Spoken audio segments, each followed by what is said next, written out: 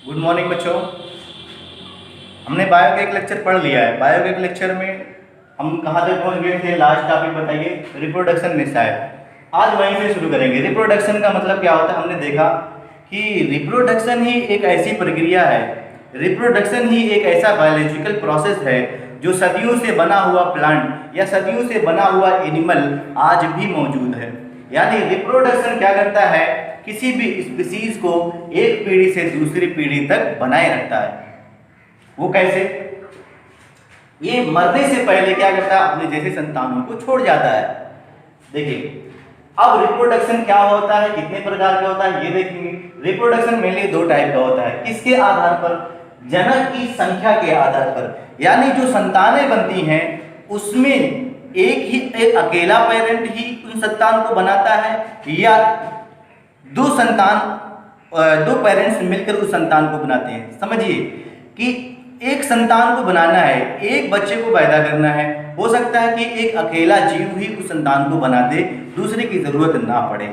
लेकिन कभी कभी ऐसा होगा कि कम से कम कभी कभी ऐसा होगा कि दो जनक यानी दो पेरेंट्स की जरूरत पड़ेगी उस संतान या उस बच्चे को बनाने के लिए, पैदा करने के लिए। तो जनक के आधार पर, जनक या पेरेंट्स की संख्या के आधार पर रिप्रोडक्शन दो प्रकार का होता है, एसेक्सुअल रिप्रोडक्शन और सेक्सुअल रिप्रोडक्शन। एसेक्सुअल रिप्रोडक्शन में इसकी डेफिनेशन लिखी हुई है। इस प्रकार के जनन में, इस प्रकार की जनन प्रक्रिया में क्या होगा? एक अकेला जनक बिना गैमेट, एक अकेला जनक। यहाँ ध्यान दीजिएगा, यहाँ पर दो माता और पिता नहीं होते हैं, यहाँ पर एक अकेला जनक होता है। इस प्रकार के जन्म में एक अकेला जनक बिना गैमेट के निर्माण और फर्टिलाइजेशन के ही, यानी यहाँ पर गैमेट का निर्माण भी नहीं होगा और फर्टिलाइजेशन भी नहीं होगा। ठीक है, जब गैमेट का निर्माण ही नहीं हुआ तो फर्टिलाइजेशन कैसे होगा? फर्टिलाइजेशन तो गैमेट का ही होता है। तो बिना गैमेट और फर्टिलाइजेशन के ही क्या होगा? अपने जैसे संतानों को क्या कर पाएगा? अपने जैसे संतानों को जन्म दे पाएगा। अपने जैसे संतानों को अगर जन्म दे इस तरीके से तो ये सेक्सुअल रिप्रोडक्शन कहलाता है। वहीं पर सेक्सुअल रिप्रोडक्शन में अगर हम देखें तो एक चीज यहां पर देख सकते हैं कि इस प्रकार के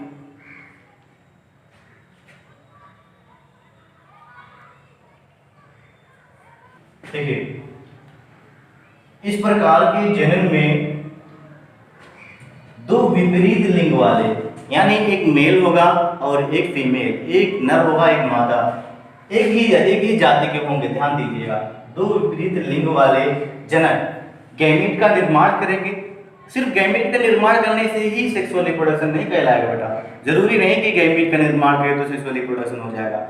गैमीट का निर्माण करते हैं और साथ ही साथ इन गैमीट का आपस में क्या होता है? फ्यूजन होता है, फर्टिलाइजेशन होता है। इन गैमीट का फर्टिलाइजेशन होता है जिससे जाइगोट बनता है और नई नई संतानों का क्या होता है? निर्माण होता है, नई नई संतानें बनती हैं, नई नई संतानों का जन्म होता है। ये है फर्क एसेक्सुअल और सेक्सुअल रिप्रोडक्शन में। आप नोट कर लीजिए difference between sexual reproduction and asexual reproduction. आप यहाँ पर देख लीजिए ध्यान से, क्या है? 3, 4, 5 हमने लिखा दिए हैं। इस प्रकार देखिए, इस प्रक्रिया में सेक्सुअल रिप्रोडक्शन में क्या होगा?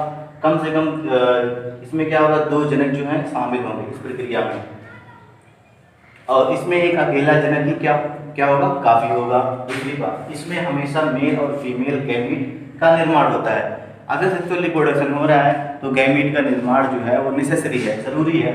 हमेशा गैमीट का निर्माण होगा और इसमें सामान्यतः गैमीट का निर्माण नहीं होता, या बहुत सारी किताबों में डायरेक्ट लिखा रहता है कि इसमें गैमीट का निर्माण नहीं होता। और इसमें गैमीट का फर्टिलाइजेशन आवश्यक है। मान लीजिए सेक्सुअल रिप्रोडक्शन में कुछ ऐसे ऑर्गेनिज्म है जो गैमीट बना रहे हैं, अब उनका आपस में फर्टिलाइजेशन नहीं हो तो वो क्या कहलाएगा? सेक्सुअल रिप्रोडक्शन नहीं कहलाएगा। उनका फ्यूजन, उनका फर्टिलाइजेशन आपस में होना जरूरी है। इसमें गैमीट का फर्टिलाइजेशन आवश्यक है, नहीं तो फिर वो किस कैटेगरी में आ जाएगा? इस कैटेगरी में। इसमें फर्टिलाइजेशन नहीं होता। जब गैमीट बनता ही नहीं तो फर्टिलाइजेशन कहाँ पर होगा?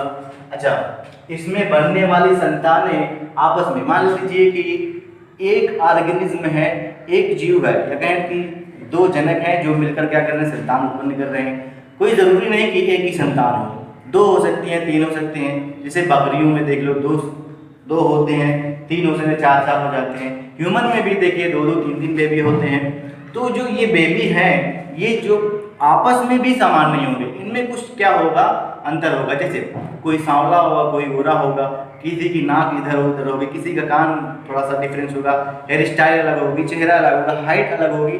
तो कुछ ना कुछ क्या होगा, वेरिएशन होगा, कुछ ना कुछ डिफरेंसेस होंगे। तो संतानें आपस में खुद क्या होंगी, एकदम कॉपी नहीं होंगी। साथ ही साथ ये अपने पेरेंट्स के भी हूबहू कॉपी नहीं होंगे। ये न तो आपस में सिमिलर होते हैं, न तो आपस में क्या आइडेंटिकल होते हैं, न तो अपने माता पिता के आइडेंटिकल होते हैं। आइडेंटिकल मतलब हूबहू कॉपी। आया समझ में? और इसमें बनने वाली जो संतानें होती हैं, चाहे एक हो चाहे 1000 हो, वो आपस में भी एकदम समान होंगी, और जिससे बनी है उससे भी एकदम समान होंगी। और इन्हीं को एक शब्द यूज किया जाता है, क्लोन। क्या यूज किया जाता है? क्लोन।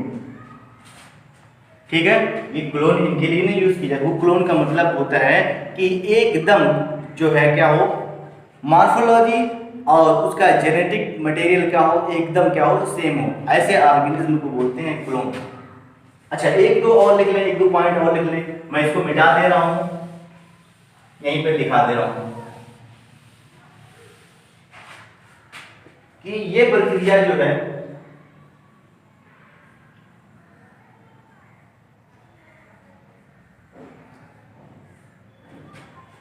जटिल होती है। क्या होती है?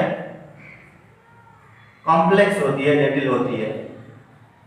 इतना आसान नहीं है, क्योंकि रिप्रोडक्शन में क्या होगा, मियोसिस, और मियोसिस आप जानते हो बहुत दिक्कत है। गैमीट, दो अलग अलग जनक जो हैं, दो अलग अलग जो है पेरेंट्स अपना अपना गैमीट बनाएंगे, फिर इनके बीच मेटिंग होगी, तो बहुत ज़्यादा क्या है, दिक्कत है इसमें। यह प्रक्रिया जटिल होती है और काफ़ी क्या है, ज़्यादा इसमें टाइम लगता है। 5 हम दिखा दे रहे हैं, बहुत ज़्यादा दिखाने की जरूरत नहीं है। ऑनलाइन क्लास चल रही है तो काफ़ी लेट हो जाता है। और इसका उल्टा यहाँ पर होगा, क्या होगा भाई, कि यह प्रक्रिया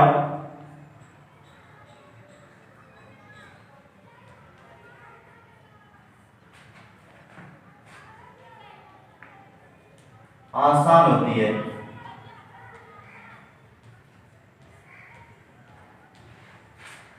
ठीक है, अब आगे जो हम पढ़ेंगे कि कौन से ऑर्गेनिज्म हैं, कौन से जीव हैं जो एसेक्सुअल रिप्रोडक्शन करते हैं, और कौन से जीव हैं जो सेक्सुअल रिप्रोडक्शन करते हैं, और क्या आधार है कि ये कभी सेक्सुअल रिप्रोडक्शन करते हैं, कभी एसेक्सुअल रिप्रोडक्शन करते हैं, और कौन से ऐसे जीव हैं जो दोनों करते हैं। ये सारी चीजें आगे हम पढ़ने वाले हैं।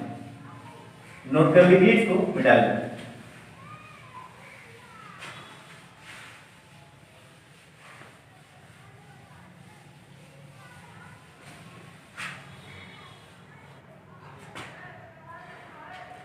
देखिए बच्चों, नोट करके एक पॉइंट यहाँ पर लिखा है कि ऑर्गेनिज्म हैबिटाट। हैबिटाट का मतलब होता है जहाँ आप रह रहे हैं वो हैबिटाट कहलाती है, यानी रहन सहन की जगह को हैबिटाट बोलते हैं। ऑर्गेनिज्म का हैबिटाट यानी जीवों का रहन सहन, वो कहाँ रहते हैं, इंटरनल फिजियोलॉजी, उसके अंदर जो रिएक्शंस वगैरह चल रही वो internal physiology, and several other factor, और बहुत सारे दूसरे कारक भी क्या है, ये सम्मिलित रूप से रिस्पॉन्सिबल है, सम्मिलित रूप से जिम्मेदार है कि वो ऑर्गेनिज्म जो है वो कैसे रिप्रोड्यूस करेगा। ऑर्गेनिज्म का हैबिटाट, उसकी इंटरनल फिजियोलॉजी, और बहुत सारे दूसरे फैक्टर, जैसे बहुत सारे इन्वायरमेंटल फैक्टर कि वो पानी में रह रहा है कि कहाँ रह रहा है, ये सारी चीज़ें जो है ये सम्मिलित रूप से कलेक्टिवली जो है वो जिम्मेदार है, रिस्पॉन्सिबल है कि वो ऑर्गेनिज्म कैसे रिप्रोड्यूस करेगा। हम यहाँ पे बात करते हैं एसेक्सुअल रिप्रोडक्शन। बहुत ज़्यादा डिटेल में नहीं जाएंगे, बात कह रहे हैं एसेक्सुअल रिप्रोडक्शन, हमने इसकी डेफिनेशन पढ़ ली है और इसके बारे में बहुत कुछ पढ़ लिया है।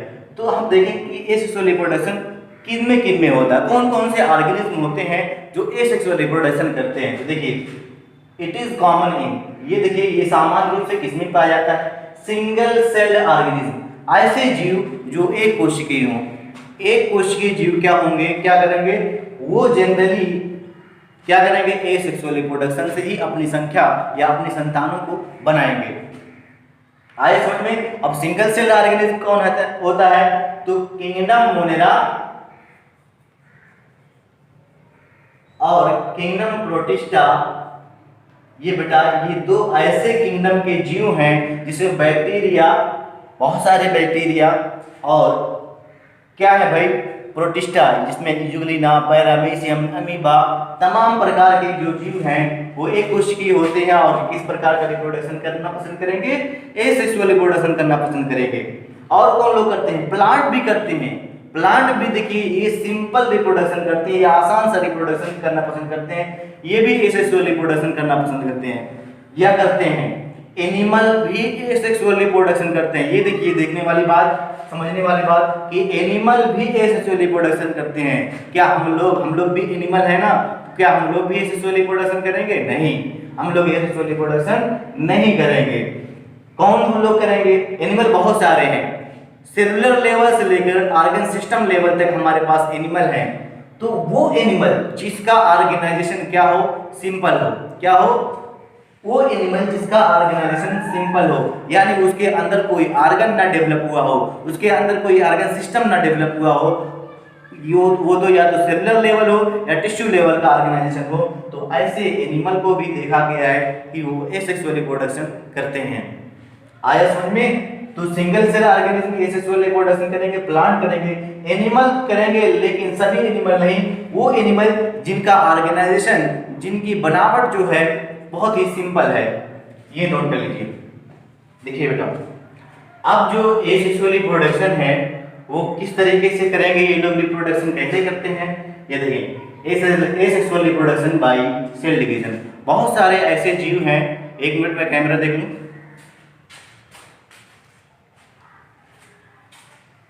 हाँ ठीक है, जो बहुत सारे ऐसे जीव हैं जो क्या करते हैं भाई, सेल डिवीजन करके एसेक्सुअल रिप्रोडक्शन करते हैं, यानी सेल डिवीजन करके ये रिप्रोडक्शन करते हैं।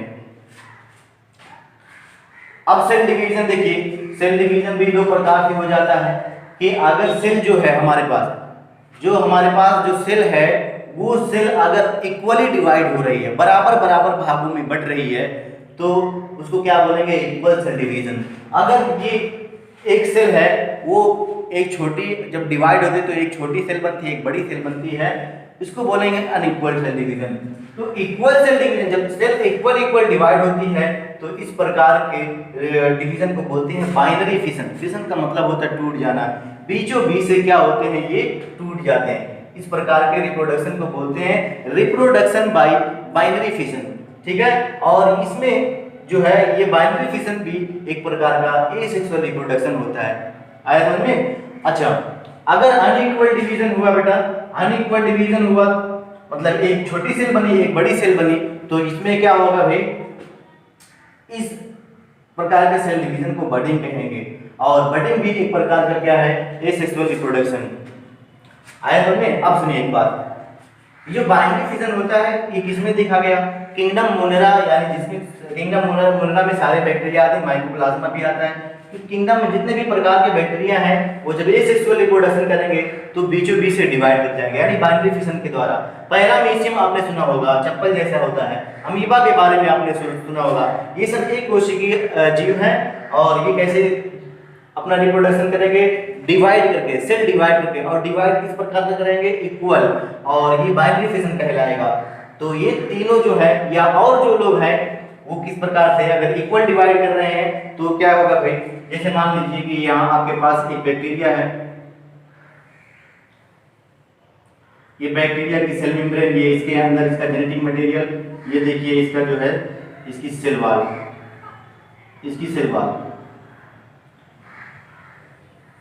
हालांकि इतना गैप नहीं होता सेल मेम्ब्रेन और सेल वॉल में, ये बैक्टीरिया है। अब बैक्टीरिया जब ये क्या करेगी, जब ये अपनी संतान बनाना चाहेगी तो देखिए कैसे बनाएगी, ये सिंपली बीचों बीच से डिवाइड हो जाएगी। कहाँ से, ये बीचों बीच से, और डिवाइड होकर दो इक्वल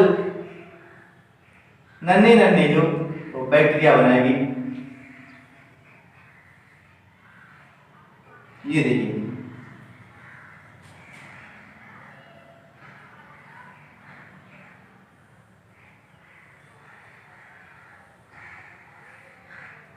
दो इक्वल बैक्टीरिया बनेंगे। अब ये फिर से ये जो जो डॉटर सेल है ये पेरेंट सेल, एक चीज देखें, हमने कहा था एक सेक्सुअल रिप्रोडक्शन में बेटा क्या होगा कि पेरेंट सेल जो होती है वो एक ही, इसमें एक ही पेरेंट होता है और एक ही पेरेंट क्या बनाता है, अपनी संतान। ये देख रहे हो कि एक सेल जो है डिवाइड हो गई, इसका अस्तित्व खत्म हो गया, लेकिन ये जब इसका अस्तित्व खत्म हुआ तो दो नए नए बैक्टीरिया बने, ठीक है, और नए नए बैक्टीरिया को हम क्या कह सकते हैं, इनकी संतान कह सकते हैं। तो ये पेरेंट हो गया और ये क्या हो गया, डॉटर हो गए, ठीक है। डॉटर का मतलब ये नहीं कि हम लड़की हैं बैक्टीरिया, तो हम संतानों के लिए डॉटर वर्ड भी यूज करते हैं जेनेटिक्स में।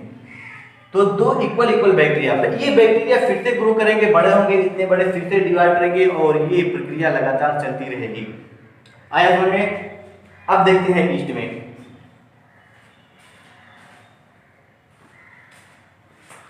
देखिए ईस्ट में देख लेते हैं। अच्छा, इसी तरीके से अमीबा में भी होगा, इसी तरीके से पैरामीशियम में भी होगा कि ये बीचों बीच से डिवाइड होकर दो इक्वल इक्वल भाग में बन जाएंगे।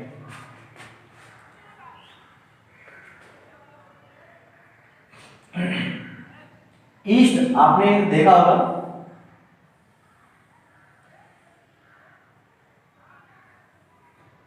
ये ईस्ट है, ठीक है।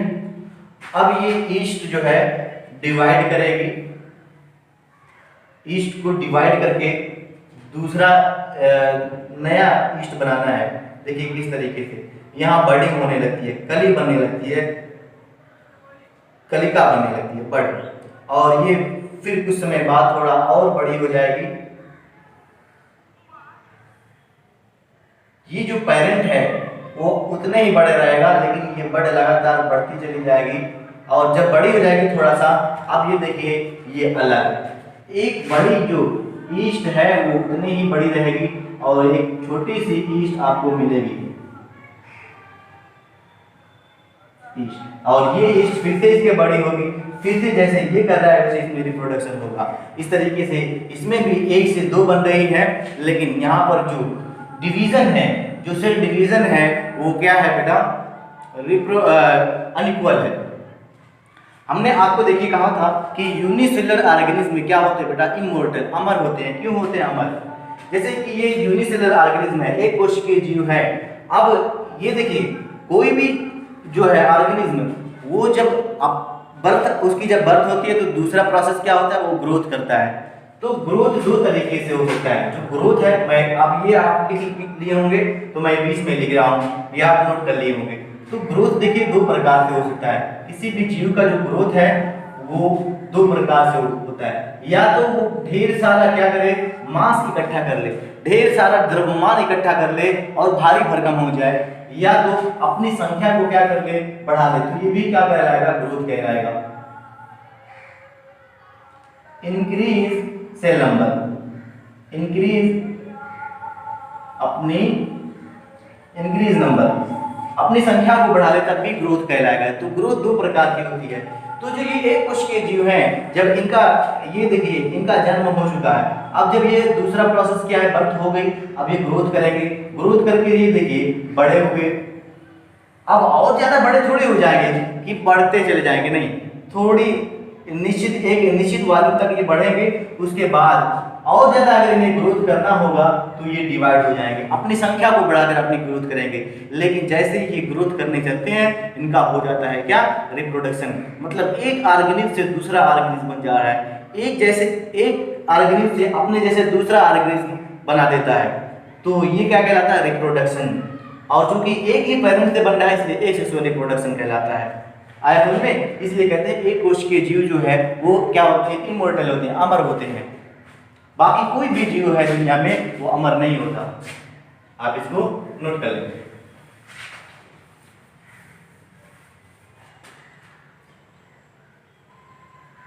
अगला जो है एसेक्सुअल रिप्रोडक्शन का जो तरीका है वो स्पोर बना के है कि कुछ ऑर्गेनिज्म ऐसे होते हैं, कुछ जीव ऐसे होते हैं जो बहुत ही माइक्रोस्कोपिक स्पोर बनाते हैं, छोटे छोटे दाने जो आपकी नंगी आंखों से नहीं दिख सकते। माइक्रोस्कोप लगाओगे तो भी तभी वो आप दिखेंगे। तो वो स्पोर जो बनाते हैं एक स्पेशल बॉडी में बनाते हैं, एक स्पेशल जगह पे बनाते हैं। वो स्पेशल जगह जो है जब उसमें स्पोर खूब सारे बन जाते हैं तो बस्ट करता है वो स्पोर, ये जो है कभी विंड कभी वाटर तरह तरह तरीके से ये दूसरी जगह पर जाता है और जहाँ पर वो रुकता है वहाँ पर फिर से नया ऑर्गेनिज्म नया जीव बना देता है। तो हम यहाँ पर देखेंगे बाई स्पोर फॉर्मेशन, कुछ ऐसे जीव हैं जो स्पोर बनाते हैं। मोस्ट ऑफ द फंजाई, यानी ज्यादातर जो फंजाई हैं वो अलग अलग प्रकार का क्या बनाते हैं बेटा, स्पोर बनाते हैं। सिंपल प्लांट, कुछ सिंपल प्लांट जैसे एल्गी है और कुछ और ब्रायोफाइट्स हैं, एल्गी और ब्रायोफाइट ये सिंपल प्लांट माने जाते हैं। ये बेटा ये दोनों क्या करते हैं, स्पोर बनाते हैं। और स्पोर मैंने बताया बहुत ही सूक्ष्म होता है, बहुत ही माइक्रोस्कोपिक होता है। ये हवा के द्वारा पानी के द्वारा देखिए एक जगह से दूसरी जगह जाता है, जब वहां पे रुकता है अनुकूल परिस्थितियां पाता है तो नया ऑर्गेनिज्म बना देता है अपने पेरेंट्स के जैसा। इन स्पोर का नाम भी है, उनमें जो सबसे कॉमन स्पोर है वो है जू स्पोर। जू स्पोर की खासियत है ये माइक्रोस्कोपिक होता है और मोटाइल होता है। माइक्रोस्कोपिक का मतलब आप इसे नंगी आंखों से नहीं देख सकते, और मोटाइल मतलब ये चल सकता है। पानी अगर आप इसे दे दें तो पानी में ये फ्लैजिला इसके पास होता है, फ्लैजिला से तैरते हुए आगे बढ़ता चला जाएगा। आयतन में बहुत सारे स्पोर होते हैं, स्पोर के बहुत सारे नाम हैं, उनमें जो स्पोर है सबसे कॉमन है, यानी ज्यादातर जीवों में जो स्पोर ही होता है। और बहुत सारे स्पोर हैं, एपिलोनो स्पोर, तमाम प्रकार के स्पोर, एंजियो स्पोर, तमाम प्रकार के स्पोर हैं। खैर भी आप नोट कर लें, इसके आगे कंटिन्यू करते हैं। कुछ और जो है रिप्रोडक्टिव स्ट्रक्चर हैं जो दूसरे स्पोर के अलावा कुछ और रिप्रोडक्टिव स्ट्रक्चर हैं जिनसे दूसरे जीव जो हैं दूसरे ऑर्गेनिज्म एसेक्सुअली रिप्रोड्यूस करते हैं। आइए देखते हैं वो कौन से एसेक्सुअल रिप्रोडक्टिव स्ट्रक्चर है। देखिए एसेक्सुअल रिप्रोडक्शन हमने देख लिया, स्पोर से कैसे एसेक्सुअल रिप्रोडक्शन होता है। स्पोर एक एसेक्सुअल रिप्रोडक्टिव स्ट्रक्चर है, अलैंगिक जो है जनन संरचना है, जिससे वो स्पोर क्या करता है अपने पेरेंट्स के जैसा ही दूसरा क्या बना देता है, जीव बना देता है। अदर कॉमन यानी दूसरे जो सामान्य एसेक्सुअल रिप्रोडक्टिव स्ट्रक्चर हैं, दूसरे सामान्य जो अलैंगिक जनन संरचनाएं हैं, उनमें से मैं कुछ लिख दिया हूँ। कोनिडिया, जैसे स्पोर था वैसे कोनिडिया भी एक स्ट्रक्चर है, एक संरचना है जो अपने पेरेंट्स के जैसा दूसरा क्या बना सकता है, दूसरा जीव बना सकता है। कोनिडिया किसमें होगा भाई, पेनिसिलियम एक प्रकार की क्या होती है, फंजाई होती है, एक प्रकार की फंगस होता है पेनिसिलियम, जिससे पेनिसिलिन नामक एंटी बायोटिक्स निकलती है। पेनिसिलियम ये कोनिडिया बनाती है, और कोनिडिया जब दूसरी जगह पहुंचता है तो दूसरा पेनिसिलिन तैयार हो जाता है। बर्ड्स, हाइड्रा एक प्रकार का एनिमल है, ये क्या करता है, बर्ड्स बनाता है। जेम्यूल ये भी जो है स्पंज, ये भी एक प्रकार का एनिमल है, सेलुलर लेवल ऑर्गेनाइजेशन होता है। सिंपल एनिमल दोनों हैं, ये क्या करेंगे, एसेक्सुअल रिप्रोडक्शन करेंगे, एक बर्ड्स बनाएगा और एक जेम्यूल का फॉर्मेशन करेगा। आपकी किताब में दिया है, आप इसका स्ट्रक्चर देख सकते हैं। अब आगे जो बचा हुआ है आपका बेटा, वो बचा हुआ है वेजिटेटिव रिप्रोडक्शन, यानी हायर प्लांट में जो है वो एसेक्सुअल रिप्रोडक्शन कैसे होता है। अभी तो हमने क्या पढ़ा, लोअर प्लांट यानी बहुत सिंपल प्लांट जो है या बहुत सिंपल एनिमल जो है या बहुत सिंपल ऑर्गेनिज्म जो है उनका हमने मोड ऑफ रिप्रोडक्शन देखा, रिप्रोडक्शन करने का तरीका देखा। अभी हम हायर प्लांट के बारे में पढ़ेंगे कि ये कैसे रिप्रोडक्शन करते हैं, और हायर एनिमल के बारे में। ठीक है, तो अगली जो है अगला आगे का जो है वो अगले लेक्चर में पढ़ाएंगे। ठीक है, थैंक यू। और आप लोग जो है चैनल को सब्सक्राइब करिए और मेहनत से पढ़िए।